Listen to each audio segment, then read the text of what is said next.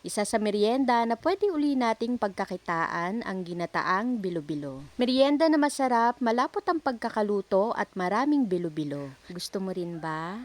Tara, luto tayo. Sa recipe natin ngayon ay kakailanganin natin ng kamote, kamoting kahoy, saging na saba, bilo-bilo, at gata. After balatan, hiwain lang natin ito ng pa-cubes. Yung hiwa po pala sa mga kamote ay wag natin lakihan para hindi tayo mahirapang magpalambot.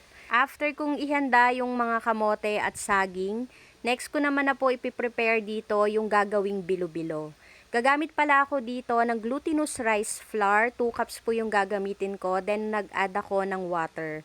Sa water, mga 1 cup yung nilagay ko hanggang sa makuha ko yung ganitong consistency ng ating glutinous rice flour. Parang dough na siya or yung gagawin nating buchi. At pag naihanda na lahat ng mga ingredients, pwede na tayong mag-start na magluto. At yung pangalawang piga naman po, yun yung nilagay ko dito sa kaserola na nilagyan ko ng asukal at ube food coloring. After po nito ay hinalo ko lang at hinintay kong kumulo bago ko unang nilagay yung kamoteng kahoy. At nung lumambot na po yung kamoteng kahoy, sunod kong nilagay dito yung isa pang kamote. Hinalo ko lang uli yan, then tinakpan, at nung kumulo na at lumambot na yung dalawang kamote, nilagay ko na po dito yung coconut milk. Nilagay ko na rin po pala yung saging na saba at yung bilo-bilo.